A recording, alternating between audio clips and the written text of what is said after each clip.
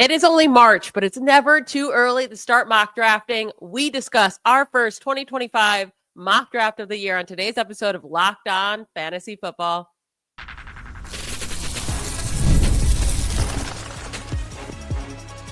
You are Locked On Fantasy, your daily NFL fantasy podcast. Part of the Locked On Podcast Network, your team every day.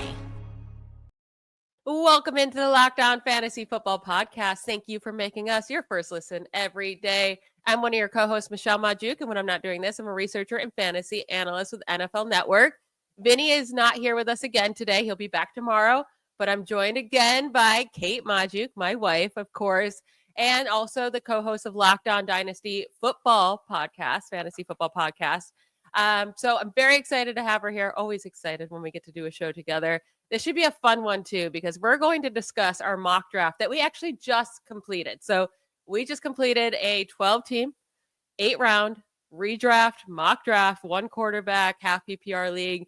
And I was extremely interested to see where these certain players were going. And it was a very eye-opening experiment, I will say. It's really, really fun to draft in March when just like everyone's values on players are all over the place. So we are going to discuss that today and go through all 8 rounds. Before we start, I want to let you all know that today's episode is brought to you by FanDuel.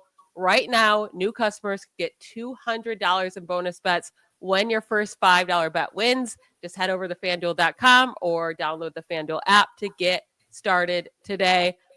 All right, if you're watching us on YouTube, you can follow along because I will share the screen here of our draft so you can see the results. But I'll let you know, which players were taken throughout. I decided to go with the 101. Kate went with the 112. So we're on opposite ends of the draft. And I think that was a really fun way to do this because I definitely like the later end of the draft better. I would not want the 101. I would want the 112 for sure. Because the 101 sucks this year because it's such a hard decision to make. You got Saquon Barkley, which awesome this last year, right? But can he do it again? And he's aging, so that's risky. You got Bijan Robinson, who hasn't quite put together that dominant fantasy season yet, but we all expect that to happen. Or do you go wide receiver with Jamar Chase or Justin Jefferson? And Justin Jefferson's great, but now he's going to be playing with J.J. McCarthy. So it's like you don't know what to expect, and he's great with any quarterback he plays with. It's just harder. So I decided to go with Jamar Chase at the 101. The reason I did that instead of Saquon Barkley or Bijan, I just think Jamar Chase is very, very safe to be a top 3 wide receiver. They just gave him the extension he wanted. He still gets Joe Burrow. This Bengals defense doesn't look like it's going to be any better, maybe slightly. They're going to have to put up points, and Jamar Chase is a beast. So that is why I went with Jamar Chase. After that, it did go Saquon Barkley at 102, Bijan Robinson, CeeDee Lamb, Justin Jefferson, Jahmyr Gibbs, Nico Collins, which at the 107, I was shocked.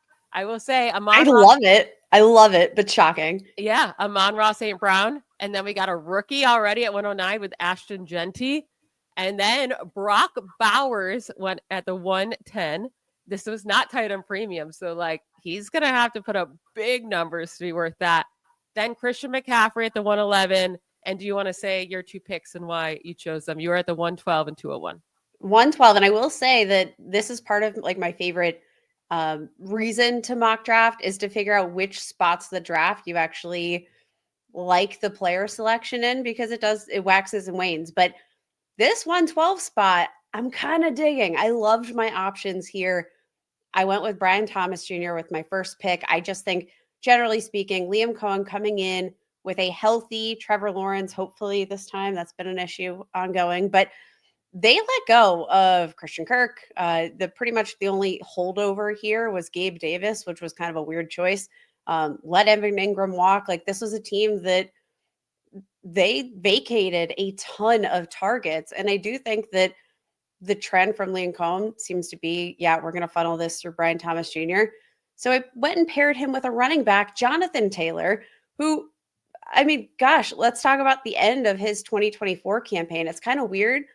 Recency bias doesn't seem to be in play for him at all. Nobody's talking about Jonathan Taylor as a sexy pick for 2025 fantasy leagues, but I don't know. I think the value there, being drafted behind Christian McCaffrey, like Jonathan Taylor got it done last year and he's just kind of chilling there.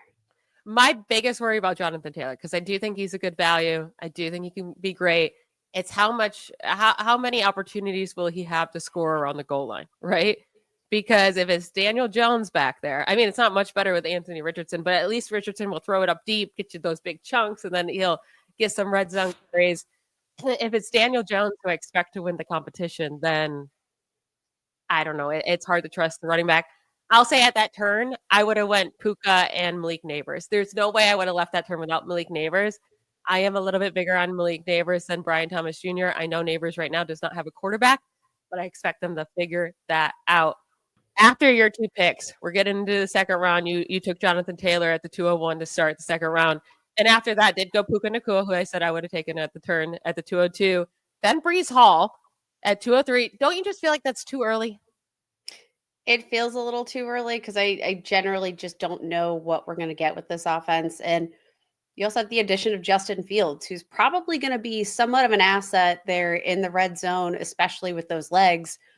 It feels a little bit risky. Plus, Breece Hall just hasn't been. It's like the name cannot go away at this point. Like people can't take the name off the jersey. I get he's super exciting. And such a big part of his game that gets you points is the receptions, right? And Justin Fields, that type of mobile quarterback, is just going to take off and run instead of check it down too often. So I feel like that's a little rich. After that, Malik Neighbors 204, absolutely love that value. I think he should be a first-round pick. Then Garrett Wilson, Josh Jacobs, A.J. Brown, Derrick Henry, Kyron Williams, Devin Achane, Josh Allen. We got our first quarterback off the board at 211. I don't mind it. Like, I really don't. We're going to talk about some other quarterbacks that go here shortly that I do kind of mind how early they're going, but I don't mind Josh Allen at 211. And then we're back to me. And listen, I definitely like your turn better. And it was very hard decisions I had to make here. But Bucky Irving fell into my lap. And I don't think by the time we get to September that he will actually be making it to the end of the second round. We saw how good he was when he got the opportunity last year. His coaches absolutely love him. It seems like he's going to be the key focal point of this Buccaneers offense this year. So I'm very excited for that pick. And then at the 301, I'm going to keep you in suspense because we need to take a break. Just a little tiny break. And then I'll tell you who I took at the 301 and we'll get through the rest of this draft. Today's episode is brought to you by FanDuel. March Madness is here, and FanDuel is giving you the chance to get in on the action like never before. Right now, new customers can get $200 in bonus bets when your first $5 bet wins. That's $200 extra bucks to use on everything from buzzer beaters to Cinderella stories and even who's cutting down the net. There are so many options to get involved in with FanDuel and March Madness to really make yourself have the most fun. Yeah, brackets are fun. You can do that. But once your bracket's done, it's kind of lame, right? But I thought this was a crazy options here. They have number one seeds to reach the Final Four that you can choose. You can choose the sum of the seeds to reach the Final Four. You can choose a worst seed to reach the Elite Eight, worst seed to reach the Final Four. So many fun options. They're really endless. And the app is super easy and simple to use. And when you win, you get paid instantly. No waiting around. So visit FanDuel.com and get in on the college hoops action all tournament long. All right, let's continue talking about this mock draft that we just completed. Had some really interesting picks here for the first couple of rounds, and it only gets a lot more interesting. You kept us waiting on your first pick of the third round. Michelle, tell us who you got. I went with George Kittle. Woohoo! Listen, Brock Bowers went at the 110.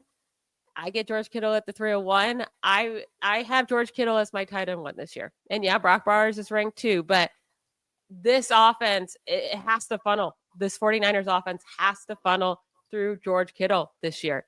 Brandon Ayuk is injured, and we don't know when he'll be back. He could also even be traded at this point. Deebo Samuel is gone. Christian McCaffrey's dealing with Achilles tendonitis. It's a disaster. George Kittle's the last great piece there. And I think he's such a monster, and he's going to have such a good season in 2025. So I'm pumped to land him right there. After that went Drake London, Jackson Smith-Njigba, Trey McBride, Marvin Harrison Jr. at the 305. Let me know your thoughts about that. That feels it feels simultaneously rich and not rich enough. I do think that the amount of pressure that we put on to Marvin Harrison Jr.'s rookie season is kind of insane. I don't think it was quite as bad as people would have, maybe led you to guess based on, the conjecture, the fire sale that people had after the season. Now, was it a good season for a guy that was kind of dubbed like this day one immediate talent? No. But I do think that's going to make him an interesting value here in this draft. Once again, back with Kyler Murray, who had an up and down 2025 or 2024 campaign. I want pieces of Marvin Harrison Jr. I do think third round value is not terrible. There's upside. There is. I think it's just extra shocking to see him go right before Ladd McConkey, right? Ladd McConkey, who actually did it, who already did it, yeah, who's still going to be Justin Herbert's number one. It seems like he's his next Keenan Allen.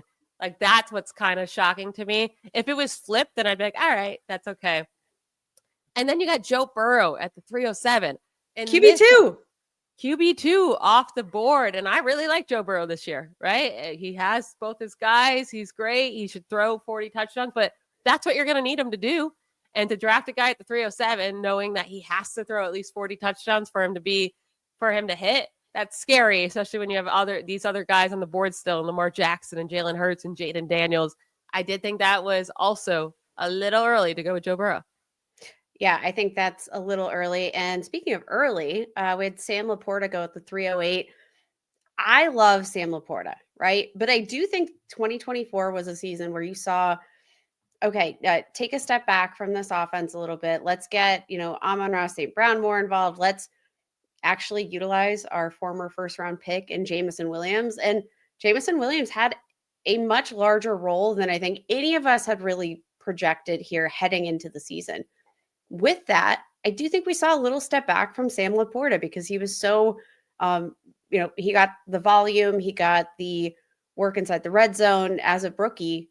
It didn't translate quite as well to the second season here. So I'm a little surprised to see him going in the third round. I actually don't hate it. Obviously, I would like better value on him, but I do think he's going to make a nice comeback next year. The first half of the season was terrible for him. The second half of the season, his fantasy points per game, his targets per game, his touchdown rate, exactly the same as his rookie year. He started to come on in that second half of the season. So I do expect him to be a good value. 308 with who's on the board. I don't hate it. After that went James Cook, Tyreek Hill, DJ Moore, and now you're up with your two picks at the 312 and 401.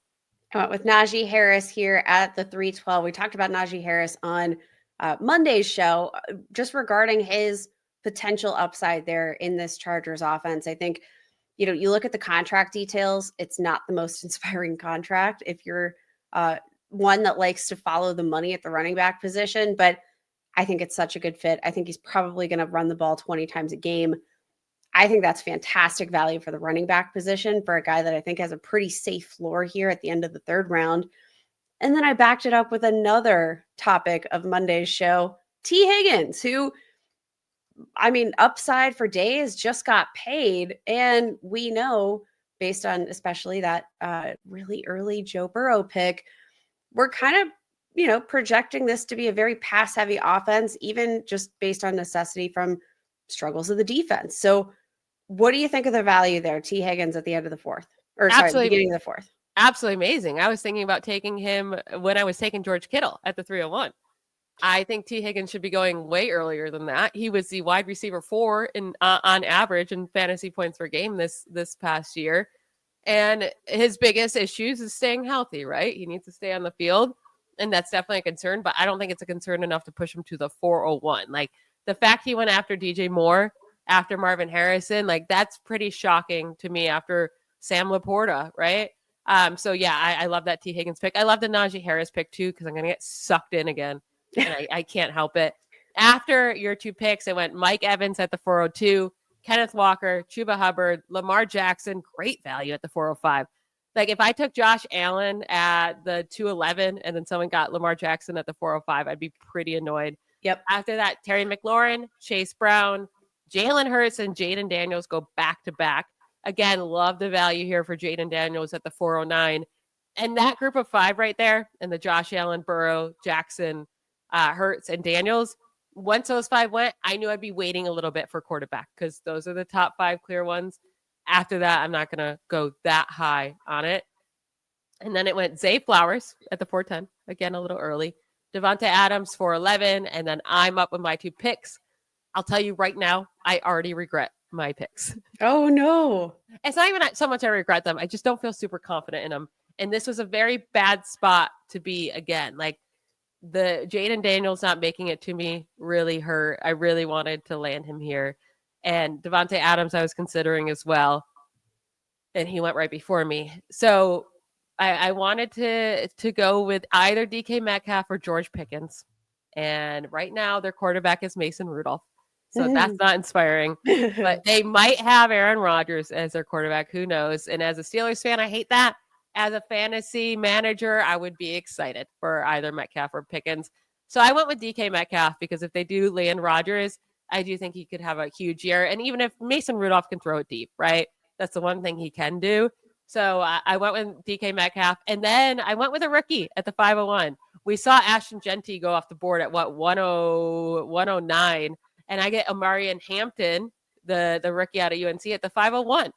Hampton is very much expected to be drafted in the first round this year. So first round pick, there's many teams that need a running back, and that's why I went with him for the volume. After that went Alvin Kamara at the 502, Devonta Smith, 503, Tet McMillan, the rookie, 504, George Pickens, Rashee Rice, Khalil Shakir. This one hurt so bad. Rome Odunze at the 508. I wanted him. I should have just taken him over DK Metcalf. That was my mistake. But now we know his value. Now we know where he's going in drafts, and it's apparently the 5th round. Then Chris Olave, Brandon Ayuk, Jalen Waddle. And do you want to say one of your next 2 picks before we take a break? One of my first 2 picks. I went with TJ Hawkinson at the 512, who, you know, there are a few tight ends off the board at this point, but I do think TJ Hawkinson feels like a bit of the forgotten child, right? Was returning in 2024 from a season-ending ACL injury. Also, like, started off mid-season and kind of worked his way up through the end of the year.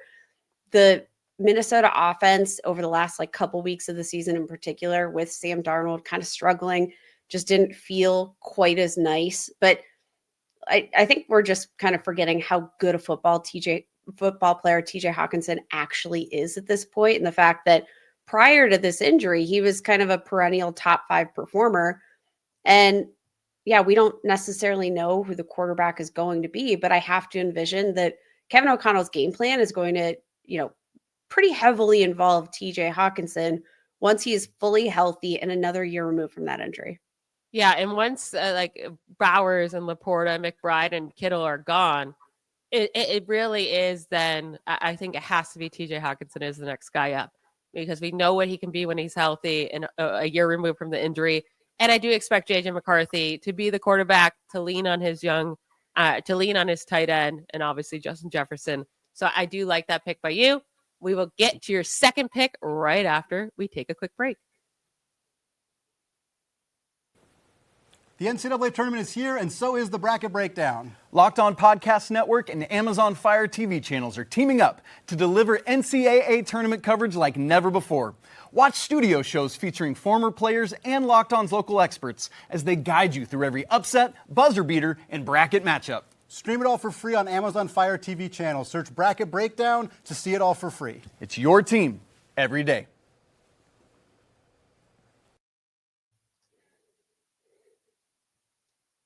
All right, let's finish up our 8-round mock draft. We have 3 more rounds to get through. Kate, we're at you at the 601. You just took TJ Hawkinson at the 512. Who are you going with at the 601? I'm going to go ahead and run with one of my favorite value running backs in Dynasty, redraft. It doesn't really matter. I love David Montgomery, running back for the Detroit Lions, who I think is way closer to, Jahmyr Gibbs in terms of floor and not as far apart in terms of ceiling as you would actually guess based on how far apart they're actually being drafted in drafts. We see time and time again that when David Montgomery is healthy, he is kind of a heartbeat of that Lions offense under Dan Campbell. I know there are concerns, about switch at play caller. Fair enough. But I think David Montgomery is a guy that just continues to get a lot of these really valuable goal line touches, obviously sharing the work with Jahmyr Gibbs. But that's an offense that I do think just has enough to go around that I'll take him as the RB2 in his respective offense over some of the other projected RB1s for their own teams, because I believe in the talent and I believe in the upside of what they have going on in Detroit. And I do think David Montgomery is a good value here. I am a little bit worried with the change of OC with Ben Johnson that maybe they lean away from the two running back system as much as but Dan Campbell wants to bite your kneecaps. Like, it doesn't matter. He wants to bite your kneecaps. He wants to destroy you through the power of the run. And I'm sorry, when we're talking power, that's David Montgomery's game. And time again, obviously had the injury last year, had a knee injury, and, didn't get to enjoy his, end of season playoff run. But man, David Montgomery could be a huge, huge steal. And I feel like I just say that every year and then it ends up being true. So I'm just going to keep drafting David Montgomery. After your picks went Travis Kelce at the 602. And I get it. It's Travis Kelce, but I do just kind of also think his fantasy impact might be done. I don't see him coming back to life this next year and putting up big numbers. So a little rich for me, but I also understand it. Then Joe Mixon, then Jordan Love at the 604. Tell me your thoughts about Jordan Love being, he was the 6th quarterback taken off the board. That is I don't know. Jordan Love was not a good fantasy quarterback last year at all. He wasn't a good fantasy quarterback. I do think his general floor is going to be better than what we saw last year because, again, one of these players that just dealt with injury and played through some injuries there throughout the season.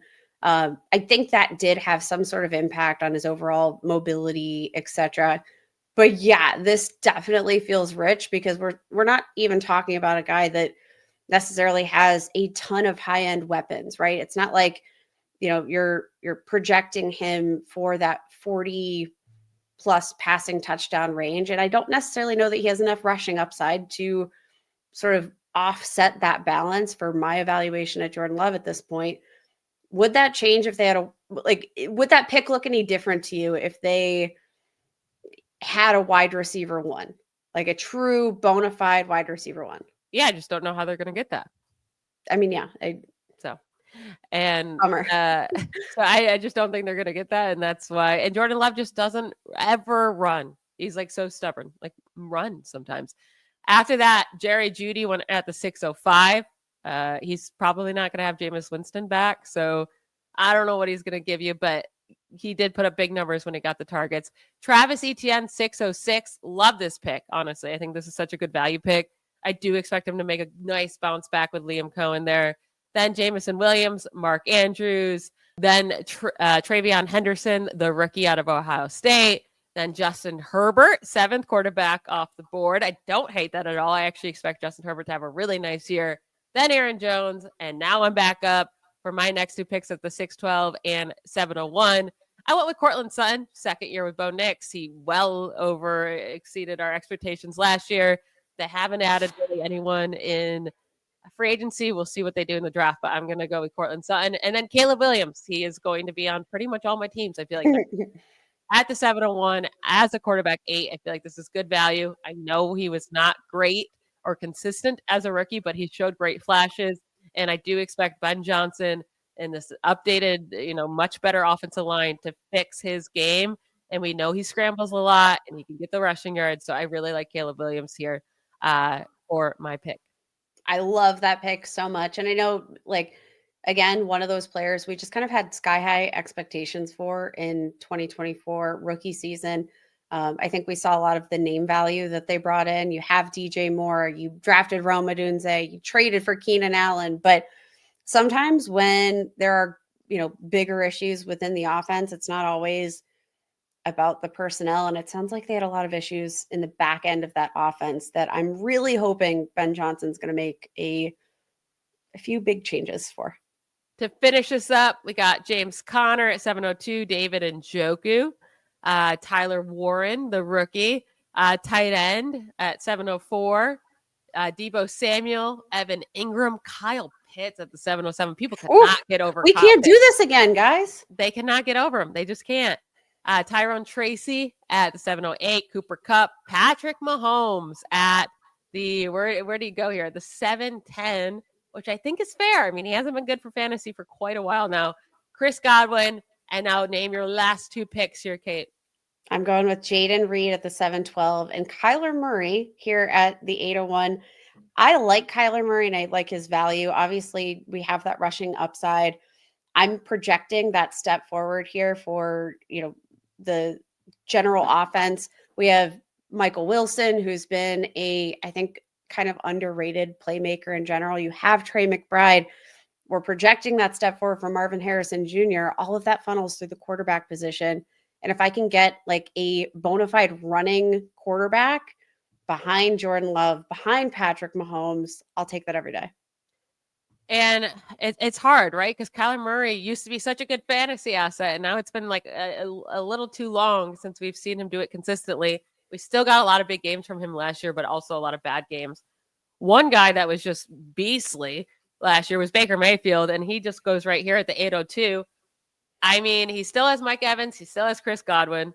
I guess he hits another offensive coordinator. That's the worry. But 802 feels like a really good value for Baker Mayfield.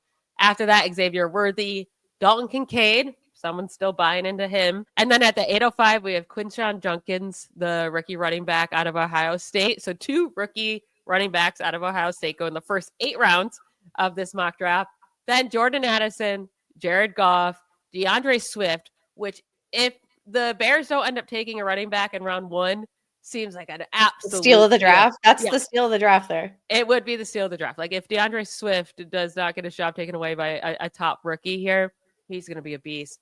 Then Michael Pittman, Amika Ibuka. And then at the 811, it's Colston Loveland. And then for the final pick of the draft, we got Ricky Pearsall taken by me at the 812. Again, the same reason I brought up George Kittle at the 301 and why I want him. I do think Kittle will be the focal point of this offense. I do not expect Brandon Ayuk to be ready to go by week 1. Ricky Pearsall showed a lot of flashes at the end of the season after missing the first, 6 or 7 games of his rookie season after getting shot in the chest. Like, I do expect him to make a big leap forward next year. I expect this team to need him. I don't see how he doesn't get 130 targets next year. So Ricky Pearsall at the 812. And that is it for our mock draft. That's the first one of the year. It was very, very eye-opening, and I actually really like this. So we'll do it again maybe next month to see how ADP has changed so far in people's values. But I hope you guys enjoyed it. I want to thank you all for making Locked On Fantasy Football your first listen every day. But for your second listen, check out the Locked On NFL Draft with Damian Parson and Keith Sanchez. Now that the season is over, get the latest draft rankings, rumors, and news every day. Find Locked On NFL Draft on YouTube or wherever you listen to podcasts. We will be back tomorrow. At least I will be with Vinny to talk more fantasy goodness. I want to thank Kate for her time today and doing the show with me. Please go listen to her and Marcus Mosier's show, Locked On Dynasty Fantasy Podcast. They are fantastic, and they talk a lot more about the draft, the NFL draft prospects as well. They're much smarter than me in that area. So go listen to them. Thank you again. Bye, y'all.